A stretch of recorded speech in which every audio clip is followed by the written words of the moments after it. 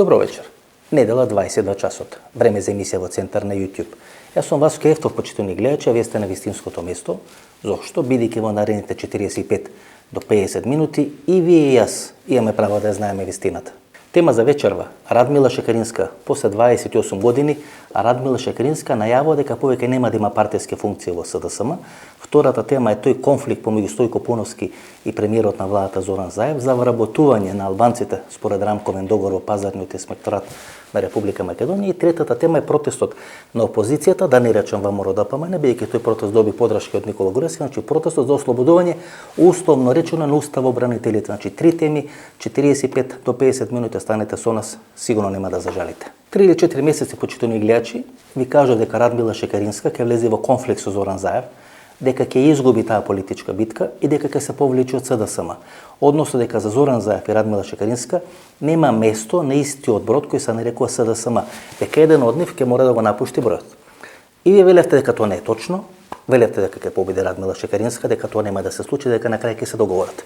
Пред 3 или пред 4 дена Радмила Шекеринска во изјава за македонските медиуми рече дека се консултирала со својата партиска база, односно дека се јавиле од незината партиска база, ја прашале дали да ја кандидират повторно на таа функција, а таа им рекла дека повеќе не сака да се бави со партиски функции, дека дошло време да се повлече од партиската пирамида или партиската иерархија на СДСМ.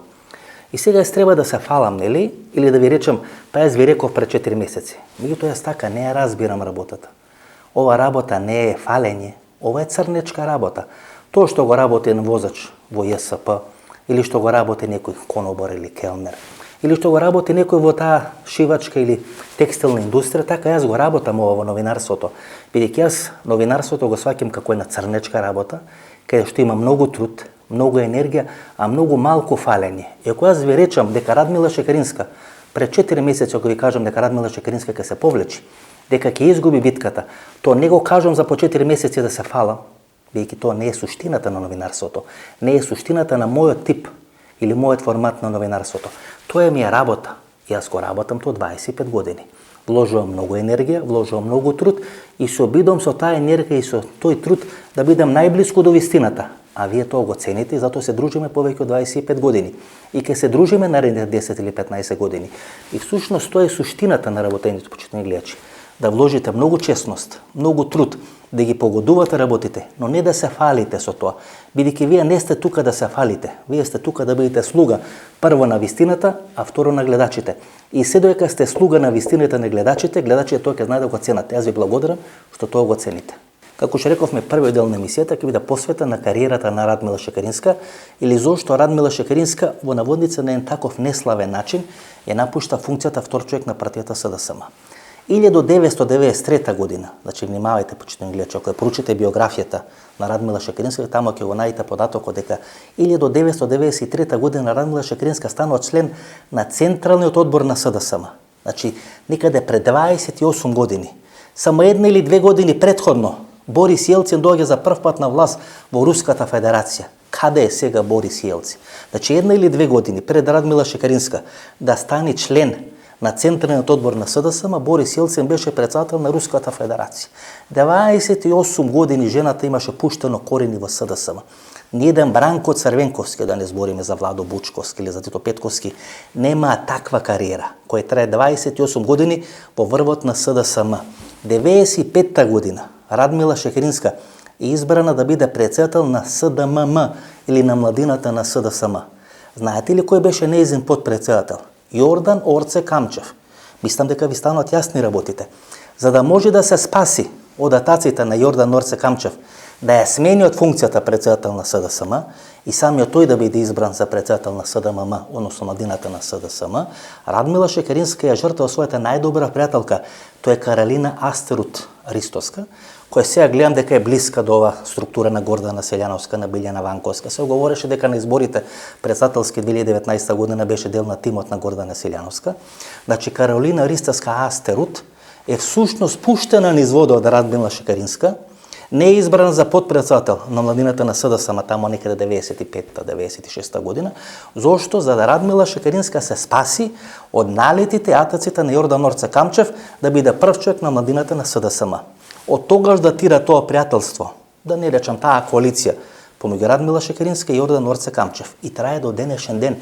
И затоа јас не случајно ви велев дека треба на едно купче да се стават Радмила Шекеринска, Сашо Мјалков, Јордан Орце Камчев, да, тука е неизбежно од Владе Милчин, тука се тие структури кои се под нивна контрола и ова социјална хистерија која сега се случува на социјалните мрежи, на Facebook, на Twitter, всушност е диригирана, да не речам финансирана, токму од овие структури. Христијан Мицковски, да не го забораваме и Бранко Цренковски. Христијан Мицковски само истурена единица, истурено упориште на овие структури кои сакат да ја преземат власта во Република Македонија, да исчиста со тој струмички клан на Зоран Заев, и тоа не е лоша разврска да се разбереме, бидејќи тој струмички клан на Зоран Заев, кој е составен од Драги Рашковски, Зоран Заев и дел на тие структури под него контрола, покажа изминатите 4 или 5 години дека не знае да владее со Република Македонија, меѓутоа оваа структура составена од Сашо Мјалков, Јордан Орце Камчев, Никола Гуреевски, Радмила Шекеринска, Владе Милчин, всушност се права таа хистерија на социјалните мрежи.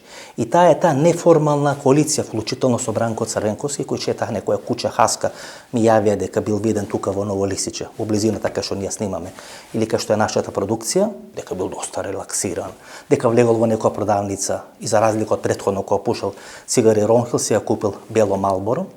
Значи се движи, сака да покаже дека е тука, дека комуницира со луѓето. По она што го направи Стојко Пауновски, веројатно сака да испрати порака дека е подготвен да влезе во конфликт со Зоран Заев, ова структура ги чека своите 5 минути. Дали ќе доат нивните 5 минути, ќе видиме, меѓутоа Радмила Шекеринска се заминува од втората позиција во врвот на СДСМ. Се заминува на еден неславен начин, отвори битка со струмијачкиот клан на Зоран Заев, сите овие афери за Драги Рашковски и така натаму доаѓаат од кујната на Радмила Шекеринска.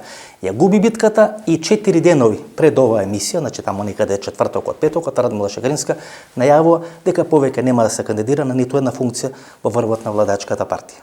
1997 година Радмила Шекеринска станува портпарол на СДСМ, значи пред 24 години.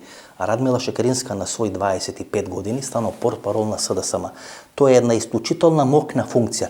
Предниот портпарол на СДСМ беше Наки Стојановски. Наки Стојановски беше еден од тие политички интимуси на Бранко Црвенковски. 98 година Радмила Шекеринска е носител на листа на изборите таа 98 година и за прв пат станува пратеник во македонскиот парламент. 99 година Радмила Шекеринска се обидува да биде мост помеѓу Тито Петковски и Бранко Црвенковски. Бранко Црвенковски ги губи изборите, Тито Петковски има некакви лидерски амбиции, меѓутоа не ги реализира до крај тие лидерски амбиции и направен е одреден пакт или договор помеѓу Тито Петковски и Бранко Црвенковски. Ѓорги Ѓоко Спасов да биде генерален секретар на СДСМ. Тито Петковски е кум на Ѓорги Спасов во неговиот втор брак или со неговата втора сопруга. Знаете ли која е жртва на договорот? Радмила Шекеринска, Тито Петковски и Бранко Црвенковски. Владо Бучковски, 98 година, како фаворит или како играч или како дел на таа номенклатура на Лазар Лазе Китановски, кој од истото село од кое што Александар Николовски, кој сега потпредседател на ВМРО-ДПМН, тоа селото Изdeглавје, а е крстан Лазар по Лазар Колишевски, бидејќи таткото на Лазар Лазе Китановски е најблизок пријател на Лазо Колишевски. Значи, Владо Бучковски, како кадар на Лазе Китановски, 97-98 година, е влезен во врвот на СДСМ. Бранко Црвенковски го подготвува да биде нов генерален секретар после смената на Благој Ханџиски, а Благој Ханџиски е ментор и на Радмила Шекеринска и на Бранко Црвенковски. Меѓутоа, бидејќи Тито Петковски има одредени лидерски амбиции, се прави одреден прекјутен договор, каде што учествува и Радмила Шекеринска, и Владо Бучковски не е избран за генерален секретар на СДСМ, на Конгресот во Македонскиот народен театар, тука е избран Ѓорги Ѓоко Спасов. Ѓорги Спасов, 1 или 2 години подоцна, заминува и е македонски амбасадор во Велика Британија. Зошто е тоа битно, почитувани гледачи? Бидејќи по заминувањето на Ѓорги Спасов во амбасада или во дипломатија, тоа е некаде 2000-2001 година, Зоран Заев станува пратеник во македонскиот парламент. Значи, ако Ѓорги Ѓоко Спасов не заминеше да биде амбасадор на Република Македонија во Велика Британија, а тоа е во мандатот на Илинка Митрева, Зоран Заев немаше да стане член на македонскиот парламент, а подоцна 2005 година на изборите да го добие првиот мандат градоначалник на општина Струмица. Гледате како се измешани работите. Гледате како тие кариери на Бранко Црвенковски, Радмила Шекеринска, Тито Петковски, Владо Бучковски и Зоран Заев се измешани како свински црева. Значи, таа кариера на Радмила Шекеринска почнува 93 година, 97 година станал портпарол, 98 година прв пат влегува во македонскиот парламент, 2003-2004 година и Зоран Заев влегува во македонскиот парламент, откако Ѓорги Ѓоков Спасов оди да биде амбасадор на Република Македонија во Велика Британија. Тито Петковски си го жртвува, односно си го носи својот кум Ѓорги Спасов да биде генерален секретар на СДСМ, Бранко Цренковски го пушта низ вода Владо Бучковски кој е негов катар. 2003 година, после победата на 15 септември 2002 година, се случи овој легендарен конгрес на СДСМ. Се знае дека Бранко Цренковски ќе биде избран со акламација да биде нов лидер на СДСМ. СДСМ после сите избори отчетен конгрес, така беше 2003 година. После изборите 2002 година се организира конгрес 2003 година и таму е клучно кој ќе биде втор човек во партијата.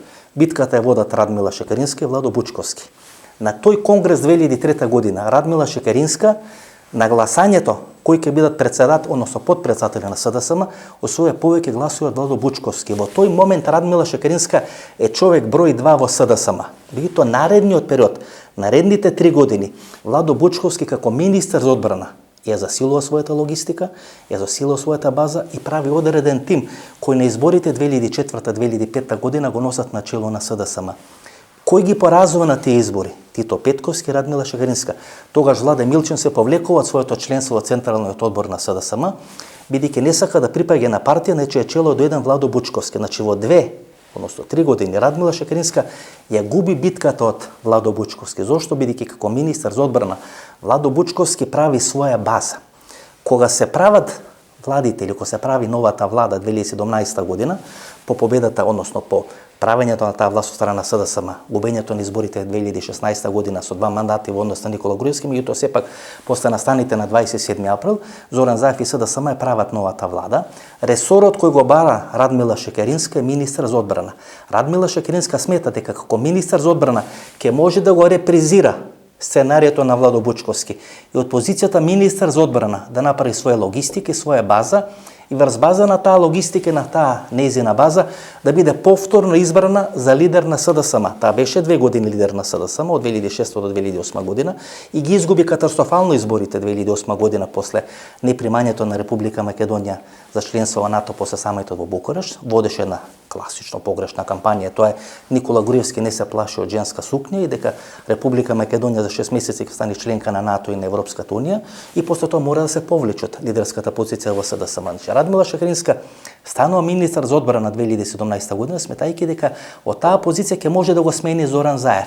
И 4 години таа е тоа превирање во врвот на СДСМ, на структури на Заев и структури на Радмила Шекеринска. 4 години подоцна се покаже дека Зоран Заев успева да ја порази структурата на Радмила Шекеринска и Радмила Шекеринска на тој начин да замени во политичка пензија во однос на незината кариера во врвот на СДСМ.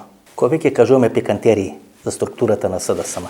99 година се изборите, председателските избори во СДСМ и тогаш Бранко Цренковски и најголем дел од раководството на СДСМ сака да го номинират Стојан Антов да биде нивни заеднички кандидат. Тогаш ја праве она коалиција со Ристо Пенов, со ЛДП партијата, со Петар Гошев и всушност таа 99 година сака да го номинират Стојан Антов да биде кандидат на таа здружена опозиција предводена од СДСМ на председателските избори. 4 или 5 пати се расправа на седница на извршниот комитет на СДСМ и 4 или 5 пати извршниот комитет на СДСМ го одбива Тито Петковски, а го номинира Стојан Андов. Дури Стојан Андов веќе почна да ја подготвува својата кариера, односно да ја подготвува својата кампања, се врати од Доиран, кај што беше со своето семејство, со својата почината сопруга и имаше неколку разговори со Бранко Цренковски. Му беше ветено на Стојан Андов дека ќе биде кандидат на СДСМ и на здружената опозиција на изборите од 1999 година, дека ќе треба да се конфронтира со Васил Топурковски и со Борис Трајковски.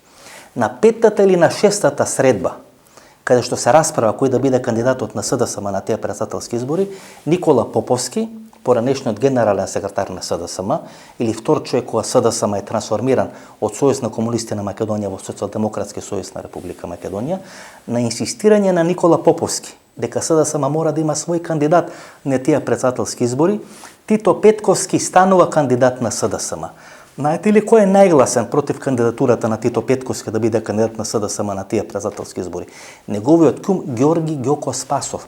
Значи човекот за кој Тито Петковски прави договор со Бранко Цренковски. Тито Петковски се откажува од лидерската битка на Конгресот 1999 година, за возврат Бранко Царенковски го избира неговиот кум Ѓорги Спасов за генерален секретар на партијата, само 9 месеци после тој конгрес на СДСМ, кој е некаде јануари 99 година, овие председателски избори се тамо некаде октомври, Ѓорги Ѓоко Спасов е веќе заврбуван од Бранко Царенковски и по наредба на Бранко Царенковски е главен кој зборува против кандидатурата на Тито Петковски да биде заеднички кандидат на СДСМ и на Сдружената опозиција на председателските избори. Тоа се дворските игри во СДСМ. Радмила Шекеринска беше најдобар ученик на Бранко Царенковски. И во еден временски период и го надмина Бранко Царенковски и го испрати во политичка пензија. 28 години Радмила Шекеринска беше велемајстор на политичките игри во СДСМ. Пливаше, се бореше, паѓаше, стануваше, победуваше или губеше. 2 години беше лидер на партијата и секогаш важеше за човек оценка кој ги прави тие сплетки, кој знае како да ги скара луѓето. Никогаш Радмила Шекеринска не направи своја база. Колку и да се трудеше, почитувани гледачи. Она нема таа дарба, го нема тој талент, например, на Владо Бучковски, да оди да прави одредени бази, да прави своја структура во структурата на СДСМ. Радмила Шекеринска секогаш ги користеше овие олигархиски структури под контрола на Хари Костов и на Штерио Наков. Секогаш ги користеше тие кумовски врски со Срđan Керим. Секогаш ги користеше блиските релации со Владе Милчен, бидејќи таа де факто беше десна рака на Владе Милчен. И Владе Милчен беше структура на Сорос, а Радмила Шекеринска беше неизина политичка испостава или беше политичкото лице на таа Сорос структура во Република Македонија. И на тој начин Радмила Шекеринска 28 години не само што опстоја во врвот на СДСМ и на македонската политичка сцена, туку беше битен фактор во врвот на СДСМ и на македонската политичка сцена. Затоа вие еден снема да видите дека Радмила Шекеринска има избрано некој председател на општинска организација. Или да слушате некој телефонски разговор како што Радмила Шекеринска се договара да биде избран овој или оној начело на некоја општинска организација. Тоа не беше стил на работа на Радмила Шекеринска. Радмила Шекеринска не се бавеше со локално кадрирање, не се бавеше со персонално кадрирање. Не ја интересира 3 или 4 позиции, кај што ќе може да се направат одредени тендери, кај што ќе може да се направи одредено политичко влијание, да биде одреден ресор во министерството или во владата, да биде општина центар под нејзина контрола, кај што е нејзината политичка база. На тој начин Радмила Шекеринска функционираше во Република Македонија. И Радмила Шекеринска може де факто да се нарече дека најдобар учител односно ученик на Бранко Царенковски. Во моментот која влагат во конфликт Радмила Шекерински и Бранко Царенковски, начело на СДСМ доаѓа Зоран Заев. Зоран Заев го елиминира Бранко Царенковски од политиката или од врвот на СДСМ и сега наред дојде Радмила Шекеринска. Има уште една битна дата, а тоа е 2009 година. 2008 година Радмила Шекеринска ги губи изборите и Бранко Царенковски најавува дека сака да се врати на чело на СДСМ. Радмила Шекеринска се спротивставува на враќањето на Бранко Царенковски на чело на СДСМ и инсистира Зоран Заев уште таа 2008 година да биде нов лидер на СДСМ. Подоцна доаѓа на апсење на Зоран Заев, или приведување како да го наречеме, поради случајот со Глобал, па аболицијата од страна на Бранко Царенковски. И Бранко Царенковски прави договор со Зоран Заев тој да биде ВД лидер на СДСМ се до враќањето на Бранко Царенковски на чело на партијата, тоа некаде мај 2009 година, значи веднаш по истекување или завршување на неговиот председателски мандат. 2009 година Бранко Царенковски доаѓа на чело на СДСМ, меѓутоа некаде есента 2009 година Радмила Шекеринска заедно со Тито Петковски, со Нано Ружин и со Велја Рамковски ја прави структурата на Демос. Всушност Демос требаше да биде замена за СДСМ и за Бранко Царенковски. Тој конфликт Радмила Шекерински и Бранко Царенковски требаше да ескалира таа 2009 година со правење на структурата на Демос. Веројатно многумина од вас заборавија дека таа структура на Демос, кај што беше А1 телевизија на Велја Рамковски, беше Тито Петковски, Нано Ружин и Радмила Шекеринска, во тој временски период беше многу помокна структура од СДСМ на Бранко Царенковски. На една седница на централниот одбор на СДСМ, Бранко Царенковски за прв пат во својата кариера на некој директно му собраќа и собраќа на Радмила Шекеринска. Ја моли или сугерира дека незиното место е во врвот на СДСМ, дека таа е дете на СДСМ и дека треба да се откажи од таа коалиција или таа структура на Демос. Шекеринска тоа го прифаќа и 2011 година на изборите на 5 јуни 2011 година не Бранко Црвенковски е кој лидер на СДСМ, а Радмила Шекеринска е кандидат на СДСМ за еден премиер на македонската влада. Гледате, тие односи помеѓу Црвенковски и Шекеринска биле секогаш турбулентни, биле секогаш испреплетени, посебно кога во игра влегува и Наташа Савова. Меѓутоа Бранко Црвенковски Не го сакаше Владо Бучковски, можеби најмногу се плашеше од Владо Бучковски, затоа брутално го истисна или го смени од функцијата прв човек на СДСМ и лидер на СДСМ на Конгресот 2006 година, значи само после еден пораз на изборите, само после 1,5 година на чело на СДСМ, Владо Бучковски беше сменет од Бранко Царенковски од лидерската позиција, веројатно ќе беше поинаква историјата на Република Македонија и на СДСМ, ако таа 2006 година Владо Бучковски не беше сменет од Бранко Царенковски, потоа брутално од 2011 година Бранко Царенковски не го става Владо Бучковски да биде дел на пратеничката листа или дел на пратеничкиот состав на СДСМ на изборите таа 2011 година. Иако во хотелот Александар Палас Владо Бучковски плачи и го моли Бранко Царенковски поради судскиот спор за оние тенковски делови да го стави да биде на таа пратеничка листа. Велам, Бранко Царенковски брутално расчисто со Владо Бучковски, но секогаш има најголем страв и најголем респект од Радмила Шекеринска, бидејќи знае дека таа структура на Сорос, таа структура на УДБА и таа структура на олигархијата секој стои за Радмила Шекеринска. Затоа Бранко Царенковски никош не си дозволи да влезе во отворен конфликт со Радмила Шекеринска, за разлика од Радмила Шекеринска, која во една, две или неколку прилики влезе во отворен конфликт со Бранко Царенковски. На крај, коалицијата на Радмила Шекеринска и Зоран Заев го испрати Бранко Царенковски во политичка пензија. 2011 година на најдиректен, најбрутален начин се гледа колку членството не ја сака Радмила Шекеринска. Конгресот на СДСМ, каде што се прават листите за парламентарните избори 2011 година, е некаде 2 или 3 мај во салата на Александар Палас или во хотелот Александар Палас, меѓутоа номинацијата на Радмила Шекеринска како иден кандидат за премиер од редовите на СДСМ е на Скопскиот саем. Тоа значи неколку недели пред таа официјална номинација на партиските или парламентарни листи на 2 мај 2011 година. Ја номинирата Радмила Шекеринска, завршува номинацијата и никој не ја пристапува на Радмила Шекеринска. Ниту еден член на најтесното раководство, на членовите на Централниот одбор и на луѓето кои учествуваат на таа номинација на Радмила Шекеринска како кандидат на СДСМ за премиер на Република Македонија, не ја пристапува на Радмила Шекеринска и никој не ја честита на Радмила Шекеринска. 2 или 3 минути Радмила Шекеринска останува сама на Скопскиот саем или на Скопското сајмиште, без никој да дојде да ја честита, да ја понуди соработка или да поразговара со неа. Тогаш велам, таа 2011 година, ние како новинари бевме присутни на таа номинација, тогаш таа 2011 година за прв пат стана свесен колку членството на СДСМ не ја сака Радмила Шекеринска, колку постои ограда, колку постои еден јас помеѓу членството на СДСМ и Радмила Шекеринска. И тој јас постоел во текот на целата кариера на Радмила Шекеринска. Радмила Шекеринска не направи ништо да го надмени, да го премости тој јас, да го затрупа тој јас и да ги подобри своите релации со членството на СДСМ. Затоа Радмила Шекеринска го има најтешкиот пораз во историјата на СДСМ. Освои едва и 220.000 гласови, 480.000 гласови освои Никола Груевски на изборите 2008 година. Иако најголема победа било во времето на Бранко Царенковски, тоа е легендарен 15 септември 2002 година, најголемиот пораз во историјата на СДСМ, кога лидер на СДСМ е Радмила Шекеринска. Велам, таа 2011 година, сите ние кои немавме представа како членството на СДСМ ја доживува Радмила Шекеринска, тоа директно го видовме. Тој јас помеѓу членството и Радмила Шекеринска постоеше во текот на целата таа нејзина кариера во трајање од 28 години и на крај таа стана жртва на тој јас помеѓу членството и нејзината ароганција. 2013 година е пресвртна, преломна точка во историјата на СДСМ. Му завршува мандатот на Бранко Царенковски, вториот мандат после неговото враќање на чело на СДСМ од 2009 од 2013 година и има 3 кандидати за нов лидер на СДСМ. Тој е Зоран Јовановски, кој беше потпредседател на Бранко Царенковски, тој е Зоран Заев и Игор Ивановски Шема. Во тој временски период Бранко Царенковски се обидува да направи се тој конгрес да биде неуспешен. Да биде избран Зоран Заев, но да биде избран на еден клјакав начин, без целосна поддршка на членството. Знаете, да биде избран со една скршена рака и со една скршена нога.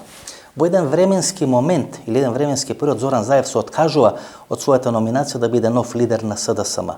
Радмила Шекеринска, кој тогаш на пат во странство, се враќа експресно во Република Македонија, оди во Струмица и го убедува Зоран Заев да не се откажува од лидерската трка, туку да продолжи понатаму или да учествува таа лидерска трка. Подоцна представници на Американската амбасада го повикуваат на разговор Андреј Петров, кој е генерален секретар на СДСМ, и му сугерира дека Конгресот на СДСМ не треба да биде со местенки, туку треба да биде овозможено делегатите на Конгресот да гласат и да изберат нов лидер на партијата. Така Зоран Заев се враќа во трката и победува на тој конгрес 2013 година. 2014 година Бранко Цренковски се обидува преку Стево Пендаровски да го смени Зоран Заев, меѓутоа во меѓувреме Зоран Заев ги сменува делегатите, има воспоставена целосно контрола врз СДСМ. Сега со непосредното гласање на целото членство Зоран Заев ја приватизира СДСМ. Меѓутоа 2013 доаѓа на чело на СДСМ со помош на Радмила Шекеринска. 2014 година, бидејќи во меѓувреме ги има сменето или ги има купено сите делегати, го успева да го елиминира обидот на Бранко Цренковски со помош на Стево Пендаровски да го смени Зоран Заев на чело на СДСМ. Тогаш во пакет бе организирани парламентарни и председателски избори и резултатот на Стево Пендаровски беше многу подобар од резултатот на Зоран Заев. Тоа на легендарно писмо на Бранко Цренковски. Подоцна Бранко Цренковски има телевизиско гостување на Телма и тоа е едно од неговите последни, ако не и последно телевизиско интервју, кај што вели ниту јас, мисли за себе Бранко Цренковски, ниту Зоран Заев, сме перспектива на СДСМ, перспективата е Стево Пендаровски. Радмила Шекеринска тогаш му помога на Зоран Заев да дојде на чело на СДСМ и да обстои на чело на СДСМ. Меѓутоа уште таа 2014 година сите ние кои се разбиравме од политика знаевме дека конфликтот помеѓу Радмила Шекеринска и Зоран Заев ќе биде конфликт или финале на тој процес на преземање на СДСМ од страна на струмичкиот клан. Минатата година, после изборите на 15 јули, Радмила Шекеринска во последен момент се спасува и останува министар за одбрана. Само 5 минути пред соопштување на новата влада, Радмила Шекеринска не беше министар за одбрана. На листата на предложени министри беше Љупчо Николовски, сегашниот вице-премиер не за евроинтеграција, туку за борба против корупцијата, значи сегашниот вице-премиер за борба против корупцијата Љупчо Николовски и актуелен генерален секретар на СДСМ беше ставен како министар за одбраната листа на Зоран Заев. Значи 5 минути пред Зоран Заев да ги соопшти имињата на новите министри после разговорите со Али Ахмети под покровителство на Американската амбасада, Радмила Шекеринска влегува во кабинетот на Зоран Заев и успева да го убеди дека треба и понатаму да остане министар за одбрана. Велам 5 минути пред влезот на Радмила Шекеринска и таа тет-а-тет средба, гледате, Зоран Заев прави многу често тет-а-тет средби, сега имаше со Христијан Мицковски и врз база на таа тет-а-тет средба со Христијан Мицковски направи одредени договори. Тој достане на чело на СДСМ, Христијан Мицковски достане на чело на ВМРО да помане. Значи после изборите на 15 јули минатата година, Радмила Шекеринска на 5 минути пред да бидат соопштени имињата на новите министри, има тет-а-тет средба со Зоран Заев и го убедува да остане министар за одбрана. Иако Зоран Заев веќе имаше одлучено министар за одбрана да биде Љупчо Николовски, сегашниот вице-премиер за борба против корупцијата. Всушност Зоран Заев сакаше да направи реприза на сценарието од тамо некаде 2006-2007 година, кога Благоје Ханџиски ги спојува во едно функцијата министар за одбрана и генерален секретар на СДСМ. Тоа требаше да биде случај со Љупчо Николовски. Знаете, кога ви имате генерален секретар кој има функцијата министар за одбрана, Министерството за одбрана преку логистиката им дава големи можности за функционирање на генералните секретари. Тамо да се изгради некој пат, да биде некој вработен, да се најде некој работно место, да се подели одреден тендер. Затоа Бранко Цренковски, кога го избра Благоје Ханџиски да биде генерален секретар на СДСМ, го избере на функцијата министар за одбрана. Подоцна после атентатот на Кирил Глигоров, Благоје Ханџиски стана министар за надворешни работи. Некаде 20 години после тој модел на Бранко Цренковски со Благоје Ханџиски и Зоран Заев сакаше да го направи истото со Љупчо Николовски. Меѓутоа велам 5 минути пред да бидат соопштени имињата на министрите, има тет-а-тет средба Шекеринска Зоран Заев, кај што Шекеринска останува министар за одбрана. Тога се спаси, остана втор човек на СДСМ, остана министар за одбрана, 9 или 10 месеци подоцна, Радмила Шекеринска ќе мора да ја потпише својата капитулација во конфликтот со струмичкиот клан на Зоран Заев. Првичните конфликти, ама јавни конфликти, тешки конфликти на јавна сцена помеѓу структурите на Радмила Шекеринска и на Зоран Заев почнува тамо некаде 2018-2019 година. Во серија на телевизиски интервјуа Владе Милчин, кој е политички татко на Радмила Шекеринска, ја напаѓа и критикува политиката на Зоран Заев. И сите ние знаевме, почитувани гледачи, дека финалето на тој конфликт ќе биде таа пресметка помеѓу Зоран Заев и помеѓу Радмила Шекеринска.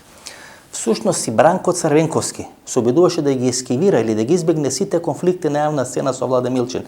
Ако мене ме држи сеќавањето, имаше само еден таков конфликт од 2013 година, кога Бранко Црвенковски не го прифаќа предлогот на Владе Милчин, Васко Ковачевски, сега прв човек на Електрани на Македонија или на Елем, да биде кандидат на СДСМ на локалните избори во Битола. Значи Бранко Црвенковски само еднаш во својата кариера му се спротиставува на јавна сцена на Владе Милчин.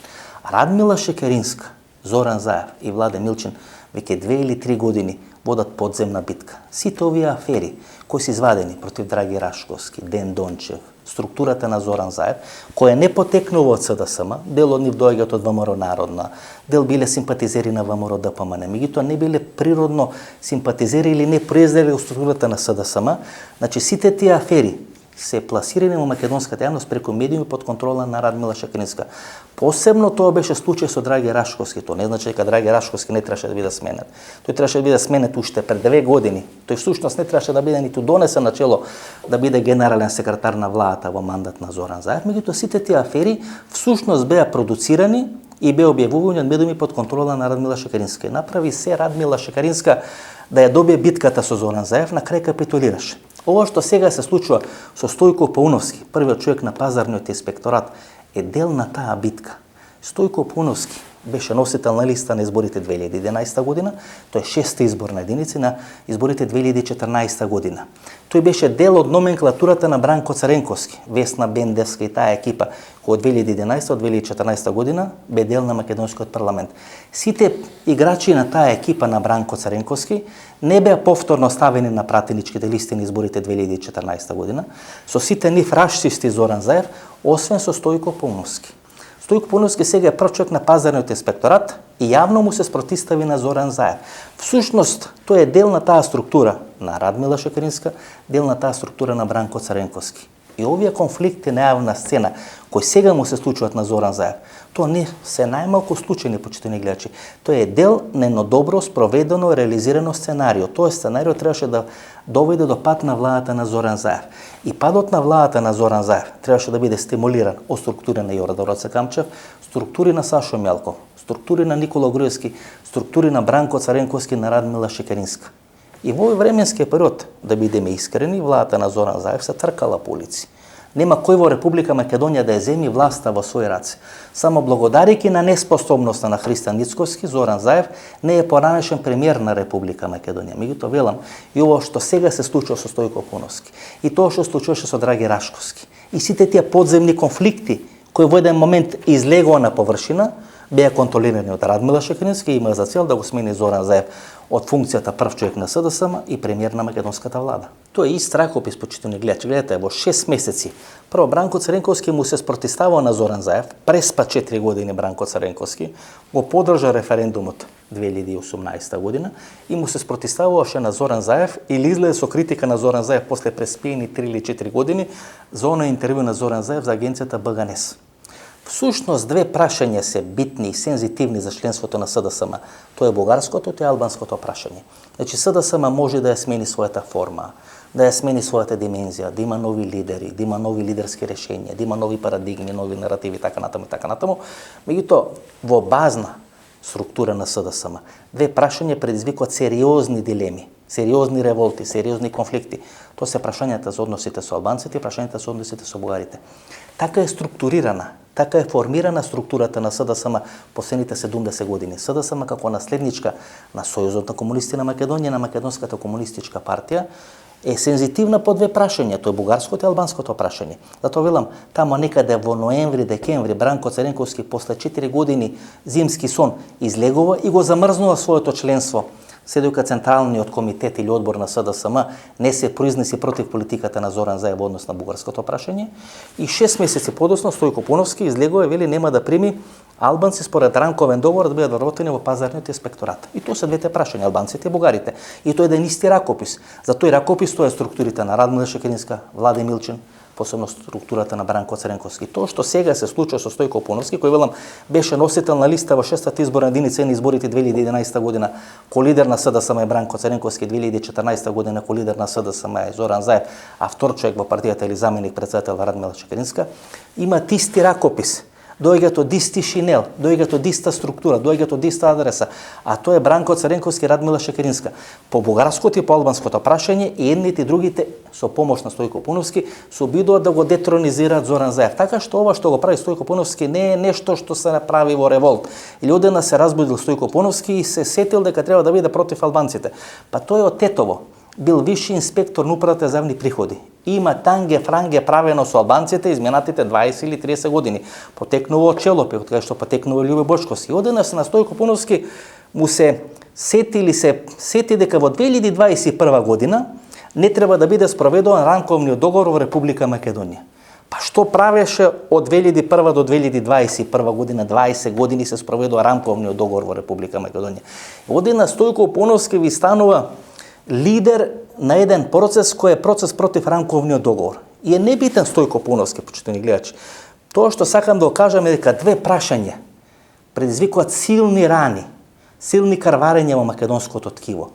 Дури ни прашањето на името, ни прашањето на тие преговори со Грција, ниту Преспанскиот договор не предизвикува такви рани во ткивото, македонското национално ткиво, како рамковниот договор и преговорите со Бугарија. И токму на тие две прашања, гледате структурите на Шекеринска, структурата на Владе Милчин, структурата на Бранко Царенковски, сега преку Стојко Пуновски пукаат во Зоран Заев. Ја не велам дека не треба да пукаат по Зоран Заев. Само сакам да кажам дека тоа се двете најсензитивни прашања кои го дразнат, кои го прават фрустрирано македонското јавно мислење. Тоа се преговорите со Бугарија и рамковниот договор. Гледате кои фрустрации во македонската јавност предизвикува тој договор со Бугарија и рамковниот договор. После 20 години не можеме да го преджвакаме, не можеме да го свариме рамковниот договор, почитувани гледачи. Ако не беше Стојко, ќе беше некој друг Стојко, но тоа што ние треба како поука да го извлечеме од овие настани е дека рамковниот договор, војната 2001 година, не е нешто што е зараснато, не е нешто што ние сме го свариле, што сме го надминале. Тој и понатаму ни предизвикува длабоки фрустрации. 20 години ние создаваме генерации кои се исфрустрирани поради 2001 година. И овие протести за Монструм, каде што извикот Учак, каде што извикот ОВК, Али Ахмети, така нас не дразнат. Толку не прават фрустрирани, толку не прават нестрекни и ние тоа треба да си го признаеме. Ние можеме на вербално ниво да кажуваме дека треба да се договориме со бугарите, дека е потребен рамковниот договор, дека се тоа договори кои водат Македонија напред. Меѓутоа на реално ниво, на реална основа, во реалната живеачка, ние не ги прифаќаме тие договори. Може би да ги прифаќаат некои од родени македонци, меѓутоа членовите на ВМРО-ДПМН, а посебно членовите на СДСМ, кои велам дека се проектирани, кои се градени врз тие односи со албанците и со бугарите. Секој СДСМ, кој во својата душа ја носи таа партија, е против договор со бугарите и против договор со албанците, така е формирана таа политичка партија. Ова што сега се случува со Стојко Пуновски не треба да биде изненадување. Тоа е еден дел на еден систем кај што членството на СДСМ расте и се гради изминатите 70 години. И третото прашање, прашањето на образование. Така почна да паѓа Никола Груевски. Кога отвори проблемот или процесот на екстерно тестирање, почна падот на владата на Никола Груевски, подоцна се налепува на тоа шарната револуција, вистината за Македонија, со бомбите кои објава Зоран Заев. Меѓутоа првичниот николец на падот на владата на Никола Груевски беше екстерното тестирање. И сега нешто слично се случува со владата на Зоран Заев. Знаете, ние се однесуваме, почитувани гледачи, како образованието во Република Македонија да е најдобро образование во светски рамки. Не е така. Ние имаме лошо образование, изминатите 20-25 години. Меѓутоа секој кој се зафатил со решавање на проблеми во образованието, неславно е завршил својата политичка кариера. Има, заклучок, најмалку двоен заклучок. Прво, никој не треба да се бави со образование ако сака да опстане на политичката сцена, или за министер за образование да стави некој непознат албанец, кој ништо не прави освен што штампа некој учебници со некоја компанија која е блиска на ДУИ или некои структури блиски на ДУИ, и само така таа влада може да има или да нема непријатности во однос на образованието во Република Македонија. Кога правам разговор со мои пријатели, велам дека после 30-та година или после 35-та година се случуваат два процеси. Едниот процес ке мажите, вториот процес ке жените. После 30 или 35-та година сите мажи станат големи швалери и правеле растур систем во својата младост. Тоа што не виделе женска во својата младост не е битно. Битно кога направат 30 или 35 години ке фатат некоја паричка и станат најголеми швалери. Не само што правеле растур додека биле млади, туку почнуваат да имат и втор пубертет и да прават растур додека се во брак. И втората структура се жените на некои 30-35 годишна возраст, имаат едно или две деца, најверојатно две деца, и кога ќе добијат две деца, тога стануваат најголеми домакинки и најголеми експерти за образование и за се што постои. Тогаш почнуваат да им дават совети на своите комшики, на своите сестри, братучетки, на своите пријатели, да делат лекции, да делат рецепти и така натаму и така натаму. И велам се случуваат два процеси, мажите станат најголеми швалери, жените станат најголеми домакинки. И тие две структури се посебно сензитивни кога стана збор за образованието или кога стана збор за процеси кои се блиски на образованието. И секогаш кога вие ќе направите нешто во образованието, имате една таква негативна хејтерска енергија на социјалните мрежи. И ако вие сте приметили, јас никогаш не сум правил емисија за образованието. Никогаш не сум кажал мој став за образованието. Бидејќи ако вие кажете став за образованието, имате одедна 60 до 80 илјади жени кои ќе ве нападнат, не само што ќе ве нападнат, но ќе ве направат растур систем. Затоа велам, треба да бидете глуп политичар, додека сте на власт, да отварате образовни теми, бидејќи во моментот кога ќе отворите образовни теми, вие имате 60, 80, 100 илјади жени кои знаат се, кои делат рецепти за се и се што. И имате мажи кои мора нели да ги слушат тие жени, бидејќи знаат се и дават рецепти за се и се што, и ве прават растур систем. Таква е сега ситуацијата со овие реформи во образованието во Република Македонија. 99% од луѓето врска нема што предлага Мила Царовска. Мислам дека ни Мила Царовска врска нема што предлага. Меѓутоа, бидејќи знаат се за образованието, што и да биде предложено од Мило Царовска, некоја нова Мило Царовска, некоја нова влада на ВМРО СДСМ или на ВМРО вистинска, или не е битно, некој нов Никола Тодоров, што и да се предложи за образованието, ќе има таква харанга, ќе има таква хајка, па јас дома имам проблем на сопругата да ја објаснам дали е нешто добро во образованието. Не ме прима, бидејќи знае све за образованието. Со таа разлика што јас не се правам швалер на мој 30 или 35 години, сум ја надминал таа фаза. Велам, мажите се прават големи швалери, а жените знаат се и се што дават рецепти.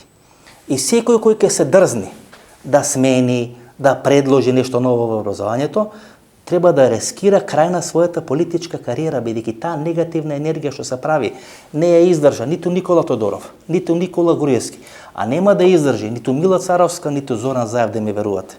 Да се вратиме ке Стојко Поновски. Стојко Поновски беше десетици години прв човек на СДСМ во Тетово. И не е битен Стојко Поновски. Гледате, почитам гледа, колку ние ко македонци се чувствуваме инфериорно или инфериорни во однос на албанците.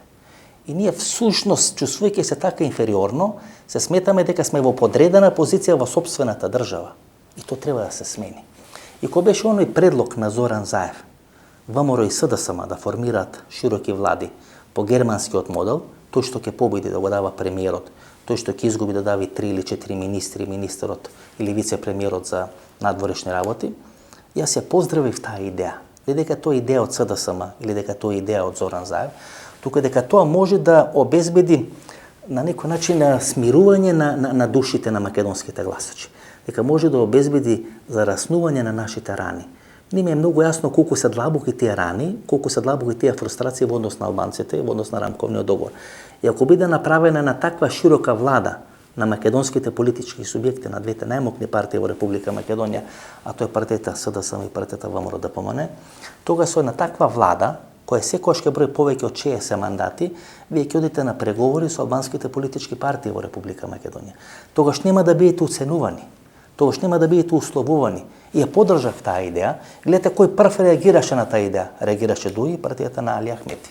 Зошто? Бидејќи тие 20 години ја уништуваат македонската политичка сцена, ги уништуваат македонските политички партии, ги носат во една подредена, уцената ситуација, да мора да спроведуваат рамковен договор. И не е проблем што вие мора да спроведите рамковен договор. Проблем е што мора неспособни, необразовани луѓе да ставате на одредени функции, ако тоа тие не го заслужуваат, ниту според образованието, ниту според капацитетот. Тоа е проблемот. Не е проблемот дека некој не сака да спроведи рамковен договор. Проблемот е што некој треба да спроведи рамковен договор со некапацитетни, необразовани структури. Структури кои се проблем и товар на системот каде што треба да бидат вработени. И затоа таа влада, помеѓу СДСМ и ВМРО, е нешто што треба да се направи во иднина во Република Македонија. Зошто? За да може да зараснат раните, да се намалат фрустрациите на македонското јавно мислење, на македонското гласачко тело. Знаете, тие излагат на избори, говорам за најголем дел од македонците, излегуваат на избори сметајќи дека без разлика за кого ќе гласат, владата ќе направи Али Ахмети и партијата ДУИ. Па гледате колку е тоа една понижувачка, подредена позиција во која се имаме самите ние ко македонци напикани. Или не имаат напикано двете политички партии за кои гласат изменате 30 години најголем дел од македонските граѓани. Па има ли нешто помизерно вие да излегувате на избори, да гласате за СДСМ, да гласате за ВМРО ДПМН и да не сметате дека Зоран Заев или Христијан Мицкоски ќе може да формират влада таква како што сакат, односно дека владата ќе им ја формира Али Ахмети преку Артан Груби. дека де факто премиер во Република Македонија сега бил Али Ахмети, дека Артан Груби е вице-премиер кој му кажува на Зоран Заев што треба да прави, и Зоран Заев тоа го прави. И случајот на Стојко Пауновски се сведува на тоа, дека македонците во Република Македонија се во подредена, се во вазална позиција, дека ние имаме апартхеид кај што малцинството, тоест албанците владеат со Република Македонија. Затоа велам, власт помеѓу СДСМ и ВМРО, широка влада помеѓу СДСМ и ВМРО е нешто што треба да биде направено во Република Македонија. Но не со ова ВМРО и не со ова СДСМ. Прво, треба да имаме расчистување во структурите на ВМРО, расчистување во структурите на СДСМ и потоа да се влезе во процес на правење на една широка влада на ВМРО и на СДСМ по германски модел. Тој што ќе победи од тие две партии ќе одај премиерот, тој што ќе изгуби ќе одај министерот за надворешни работи. Меѓутоа ниту една македонска партија сега и во иднина не смее да биде оценувана од Али Ахмети и од партијата ДУИ.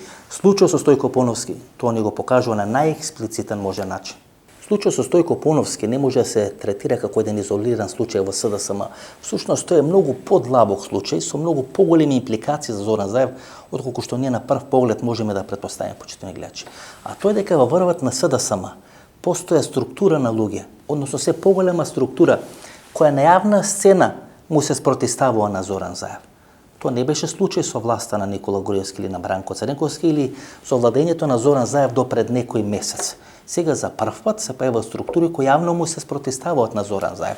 Сега е Стојко Пауновски, меѓутоа да не забораваме министерот за внатрешни работи Оливер Спасовски, кој е подпредседател на СДСМ, кој беше генерален секретар, кој беше заменик на Зоран Заев, кој Зоран Заев ја напушта функцијата премиер за да бидат спроведени изборите минатата година, во 3 или во 4 наврати не одговара позитивно на јавните интервјуи на Зоран Заев, кај што Зоран Заев вели дека тие софтвери кои ги прави Драги Рачковски му биле потребни на Министерството за внатрешни работи. Напротив, Оливер Спасовски јавно кажа дека Министерството немало потреба од тие софтвери на Драги Рачковски. За прв пат во власта на Зоран Заев од 2013 година на чело на СДСМ, сега се повеќе структури во врвот на СДСМ се појавуваат и се спротивставуваат на потезите и владењето на Зоран Заев. Тоа е проблемот на Зоран Заев. Затоа Зоран Заев сакаше да биде избран со непосредно гласање на целото членство, за да може да расчисти со тие кои се незадоволни или кои му се нелојални структури на СДСМ, да ја приватизира целосно партијата. Гледате, структурата или суштината на владењето на Зоран Заев е многу едноставна. Сака да расчисти со конкуренцијата во СДСМ, било кој може да му се спротивстави во врвот на СДСМ да биде елиминиран и да инвестира во Христијан Мицковски на чело на ВМРО ДПМН. Тогаш е сигурен Зоран Заев. Прво, нема конкуренција во СДСМ и нема конкуренција во ВМРО ДПМН. Значи, ке расчисти со Шекеринска. Може да расчисти понатаму со Оливер Спасовски. Ке расчисти со секој кој ќе му се спротивстави во врвот на СДСМ, а ке инвестира во неспособниот Христијан Мицковски во врвот на ВМРО ДПМН. На тој начин Зоран Заев е безбеден на премиерската функција или на македонската политичка сцена. Зошто? Бидејќи инвестира во неспособно раководство во ВМРО ДПМН и во Христијан Мицковски, а ги елиминира сите кои може да му се спротивстават во врвот на СДСМ. И доаѓаме до денешните протести. Всушност и не сакав да ги коментирам денешните протести. Ако ја приметувате, почитувани гледачи, ниту на Facebook, ниту на мојот портал. Па дури ни во оваа емисија не сакав да ги коментирам овие протести, бидејќи точно знаев што ќе се случи со овие протести. На вака ранет и вака клекнат на колена Зоран Заев, му требаа неуспешни протести на опозицијата. И тука е најмалку битно дали биле 5 до 8 илјади, 8 до 12 илјади или 12 до 15 илјади на присутни на тие протести. На тие протести немаше енергија. Немаше енергија која може да ја сруши владата на Зоран Заев. Немаше енергија која мора да го принуди Зоран Заев да коалицира со опозицијата и да прави тоа што од него ќе побара опозицијата. И тоа е суштината на тие протести. Велам, на вака клекнат на коленици Зоран Заев, му беше неопходно да има неуспешни протести на опозицијата и опозицијата му ги даде тие неуспешни протести.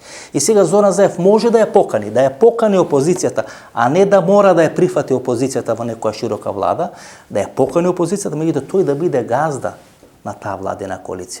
Овие неуспешни протести му фрлја гума за спасување на Зоран Заев. Како паметен политик Зоран Заев ќе знае да искористи таа гума која му е фрлена од опозицијата и од Христијан Мицковски, како со неуспешни протести на 25 април за ослободување на уставобранителите во наводници од затвор, односно тоа што се случи на 27 април 2017 година.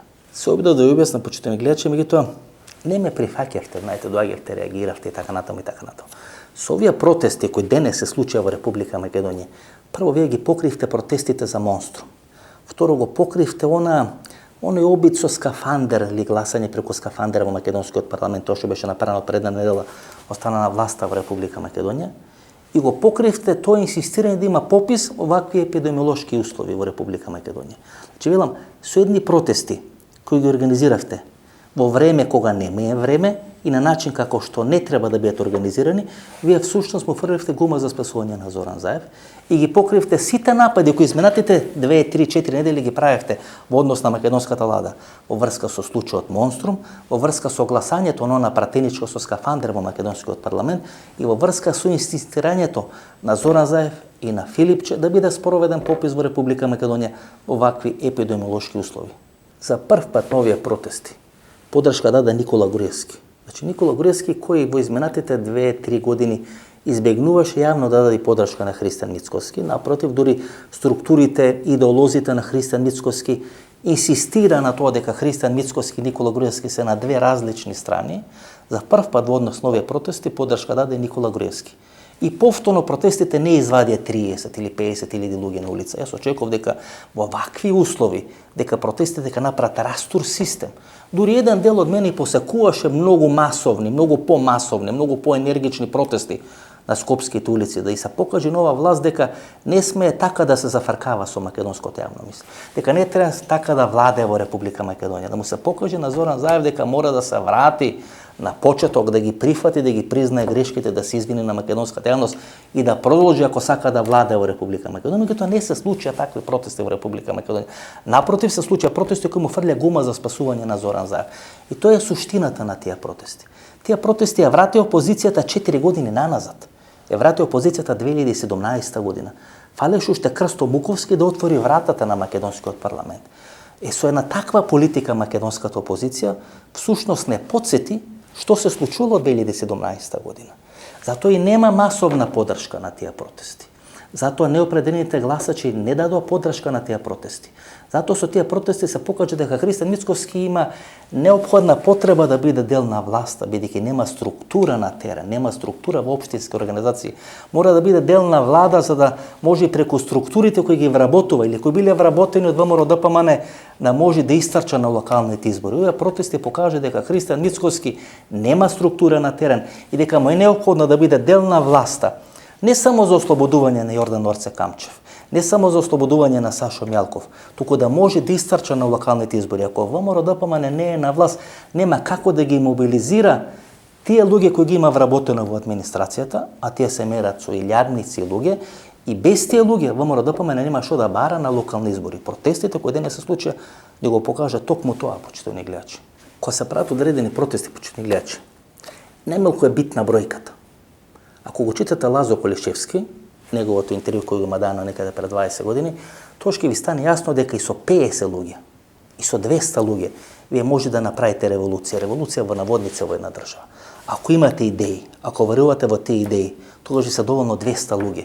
И со тие 200 луѓе да направите пресвар, да направите револуција во една држава. Имате 8 до 12 или 15 или луѓе кои излегува на протестите денес во Република Македонија. Меѓутоа немаше енергија. Па дури јас ќе си дозволам дека ако Христијан Мицкоски и Никола Груевски не повикаа на протести, може би да излегува повеќе луѓе на овие протести во Република Македонија. Меѓутоа протестите покажаа дека нема енергија за промена на власта. Зошто? Бидејќи таа енергија не може да ја генерира опозицијата, бидејќи опозицијата нема завршено својата домашна задача.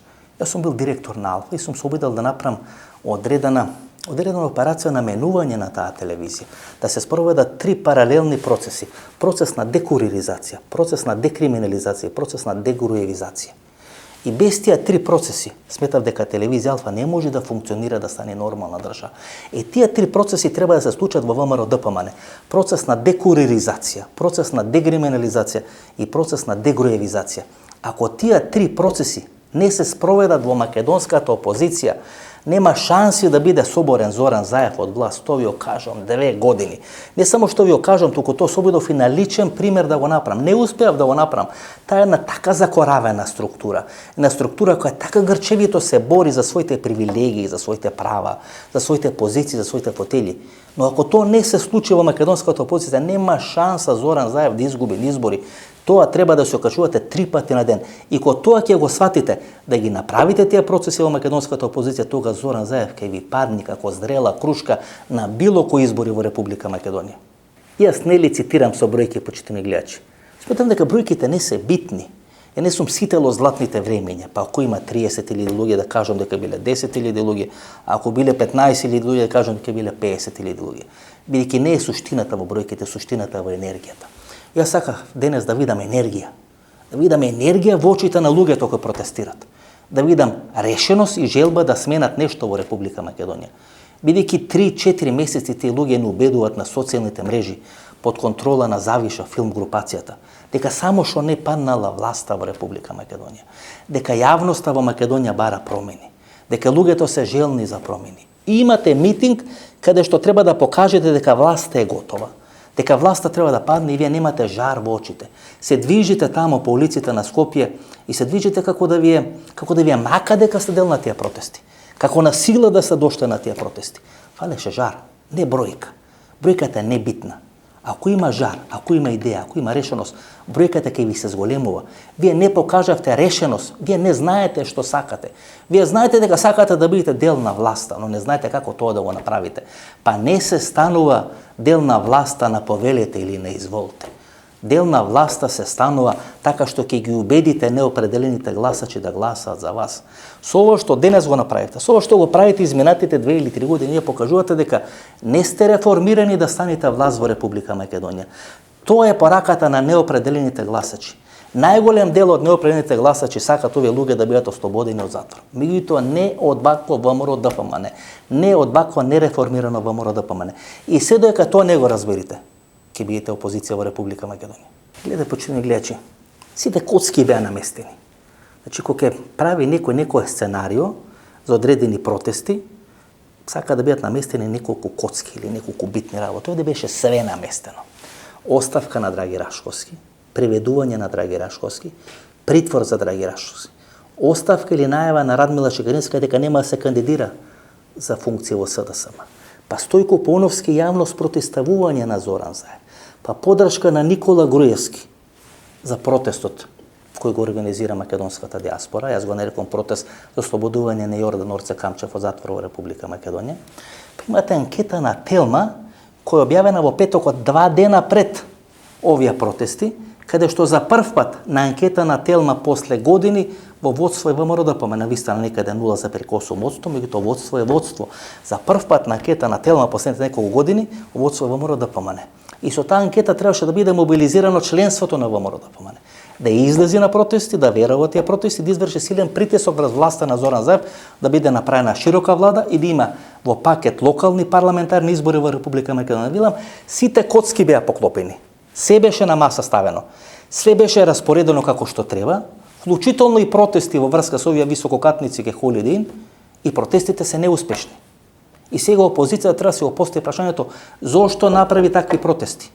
Зошто тие протести нема енергија и зошто тие протести не го ничкосаа Зоран Заев? Дали некој му фрли гума за спасување на Зоран Заев? Кој е тој и дали е тоа најголемата инвестиција на Зоран Заев во македонската опозиција со псевдоним ХМ или Христијан Мицкоски? И сега ќе расте левица. И тоа е пораката на овие протести. Иако и левица доста кљакаво функционира, почитани гледачи, имаше 2 шанси да се дистанцира од ВМРО ДПМН и 2 шанси ги промашува. Првата можност беа оние локални избори во Штип и да истрчаше левица на тие избори, ќе можеше да се промовира како замена за ВМРО ДПМН и тоа беа овие протести. Гледате, левица дава некоја ни риба, ни девојка соопштенија и ги поддржуваат протестите, но остават на нивните членови да одлучат дали ќе учествуваат на тие протести. Велам, 2 пати левица имаше историска шанса не само да се дистанцира од ВМРО ДПМН, туку да покаже дека е партија која е способна да им застане на патот и на ВМРО ДПМН и на СДСМ. Во 2 ситуации левица покажа дека е приврзок на ВМРО ДПМН. Тоа е пораката на овие протести. Да, левица ќе расти, но ќе расти многу поспоро од тоа што можеше да расти на македонската политичка сцена. Имаше 2 шанси, 2 шанси ги промаши левица. Се надам дека ќе добие некоја 3-та шанса да покаже дека може да биде различна, да се дистанцира и од Зоран Заев и од СДСМ и од Христијан Мицкоски и ВМРО ДПМН. Сега да не стрему во кожа на Јордан Орце Камчев, кога гледа каков протест организирале за негово спасување, сваќа дека ќе мора да најде нов модел да излезе од притвор. Ќе треба да најде нови алтернативи да излезе од притвор. Гледам сега неговиот адвокат испратил писма до министрите за надворешни работи на 47 држави членки на Европската унија. Ама него слушнав неговиот адвокат да каже дека и Драги Рашковски е ставен во истата соба, во истото притворско оделение кај што беше Јордан Орце Камчев. Драги Рашковски нема свеж воздух, му фали свеж воздух, му фали вода за пиење, испадна дека на Јордан Орце Камчев единствено му сметат затворите во Република Македонија, а за сите останати кои се во притвор или во затвор во Република Македонија, како да се сместени во Хилтон или во Холидей Ин. Гледате, почне гледате, сега сум јас на место на Јордан Орце Камчев, ке сватев дека се она што го инвестирам изминатите неколку недели, неколку месеци во дел на опозицијски структури, во оној социјален шлам на Facebook или на Twitter, не дава резултати. Мислам дека денес најголем губитник е Јордан Орце Камчев. Денес свати дека парите кои ги троши се залудно потрошени пари и дека тие пари и овој модел кој тој го финансира нема да го извади од притвор во Република Македонија. Ако биде направена една широка влада по германски модел, не треба да ги анализираме и бројките во Германија, да ги анализираме искуството во Германија. Тамо широката влада ја прават социјалдемократите и партијата на Ангела Меркел. На последните анкети кои се спроведени, кои се денес објавени во германските медиуми, за прв пат после неколку години зелените се во водство, има 28% доверба кај германските гласачи. Партијата на Меркел има 1% помалку, падна за 2% пред една недела што ги имаше бројките. Значи сега зелените има доверба од 28%, партијата на Ангела Меркел или коалицијата на Ангела Меркел има 27%, а социјалдемократите се паднати на 17%, пардон, на 13%, почетни гледачи.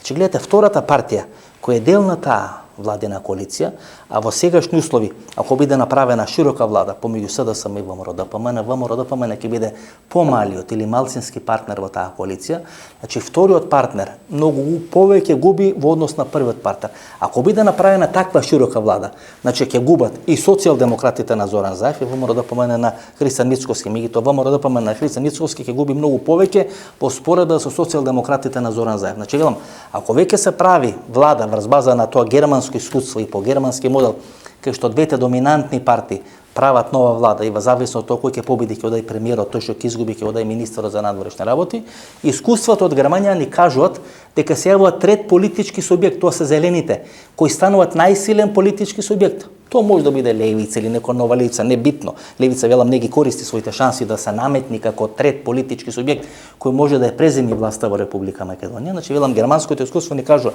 зелените имаат рейтинг 28%, партијата на Ангела Меркел има 27% доверба кај гласачите, значи ево перманентно намалување на довербата кај германските гласачи, а социјалдемократите кој беа втората по сила партија во Германија, сега имаат рейтинг од едва 13%.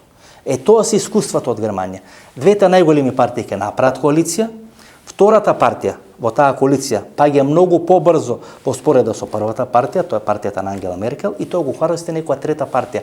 Дали тоа ќе биде левица или ќе биде некоја сосема различна партија, ќе видиме, но ако се направи влада помеѓу ВМРО-ДПМН и СДСМ, кај што СДСМ е главна партија, ВМРО-ДПМН е втора партија во таа коалиција, ќе се појави некој трет политички субјект и тој трет политички субјект ќе може да освои власта или да ја канализира недовербата или незадоволството на македонските гласачи од двете доминантни политички партии СДСМ и ВМРО-ДПМН. Јас сум, почитувани гледачи, некаде на 37-38 точка. А сум имал 57 точки кои треба да ја кажам, или 57 тези, или 57 мини анализи кои сум сакал да ја кажам во оваа емисија, и кој секој стар човек збора многу повеќе од тоа што треба, кажува многу повеќе од тоа што треба, и стигнав само до 37 точка, 20 точки ќе им останат некажани, бидејќи ако ги кажам ќе треба 2 сати да трае емисијата. Обеше емисијата во Центар, почитувани гледачи, посветена на 3 битни политички случувања во Република Македонија. Најавата на Радмила Шекеринска дека нема да има функција во врвот на СДСМ после 28 години во врвот на таа политичка партија, унесувањето на Стојко Пауновски, односно неговото спротивставување на спроведување на рамковниот договор во Република Македонија и митингот на опозицијата, митингот на диаспората за ослободување во наводници на уставобранителите во Република Македонија.